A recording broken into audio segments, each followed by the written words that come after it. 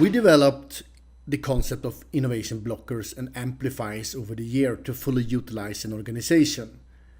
To that, you need a clear strategy with a direction and a position, and that position should be in a sweet spot. To fully utilize of an organization, you need to find a sweet spot where you can compete better than your competitors based on need of your customer clients. However, when you iron out a strategy, we have seen many times that you can't really fully utilize on what you have because things are blocking you and the other way around. We have clearly seen that things that could be used much more is not actually used as much as it could be. When you decide to go for innovation, you need to make a number of design choices. The first one is to have a strategic objective directly linked to the parent's growth strategy, and you need to make a choice about the geographic location. You also need to define a governance and reporting structure and decide whom to report to and why.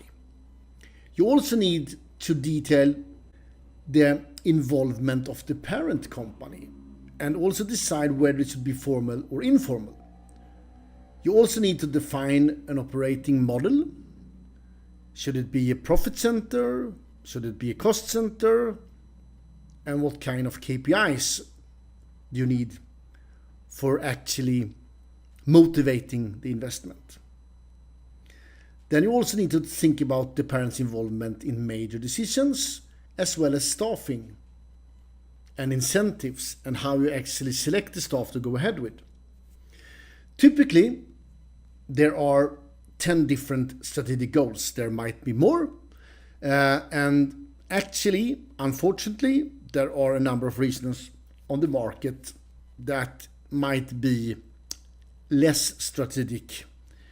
Many organizations, they actually go for innovation just to communicate it to the market, and that will not do over time. So I really urge you to go for innovation based on goals that are in line with the company's strategy and not just put an extra layer of marketing polish upon the organization. So 10 very typical strategic goals could be to create a critical mass of knowledge and skills. Another one could be to obtain new customers and user insights. A third one could be adopting, also actually use technologies.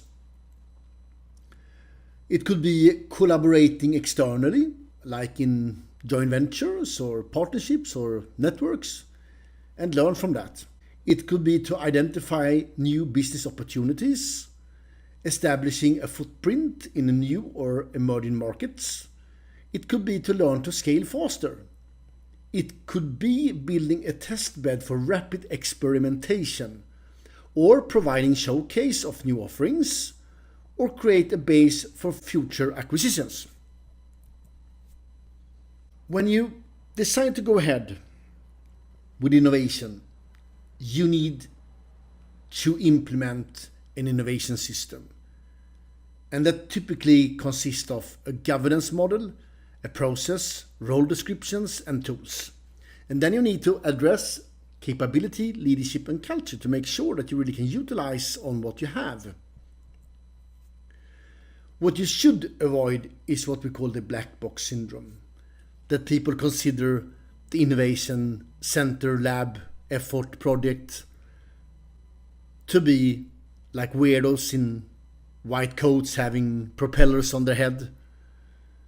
You need to figure out a way how to get it integrated, more or less.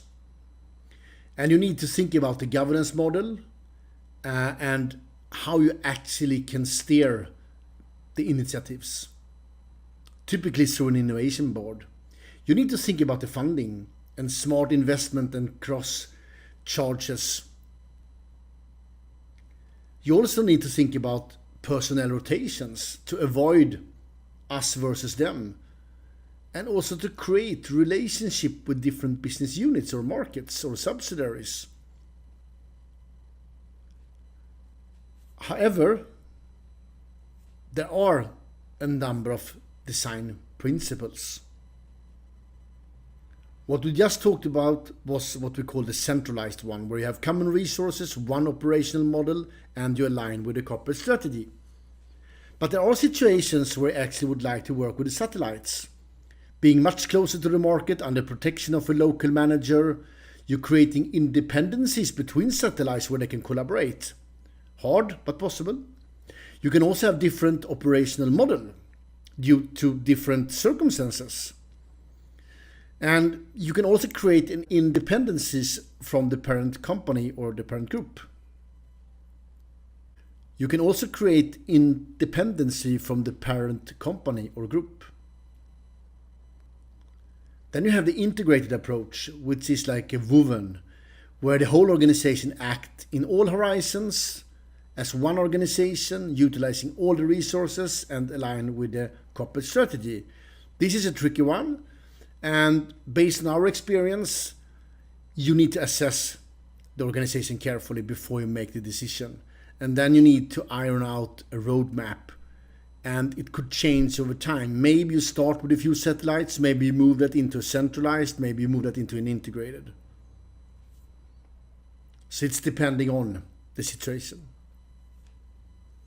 It's very important to managing internal expectations and clarify who is doing what, and especially when it comes to horizons. So who is doing work in the first horizon, which is the improvements, and based on our experience, that's typically something that maybe everybody does in all units across the organization. And who is doing the second horizon, the piloting and the testing? Typically that's done by someone very close to the market, because you need a market to do that kind of tests. And the H3, the Horizon 3, which is the unknown and the future work, that might be centralized in maybe in an R&D department. And you need to define what work will be now and what work will be in the future, and who is doing what. What are the criteria for making this distinction? And how will the rest of the group be able to keep track of the scope and timeline of the work being done? And then you also need actually to address the commercial model. By whom will the new results be sold? How will the cost be allocated internally?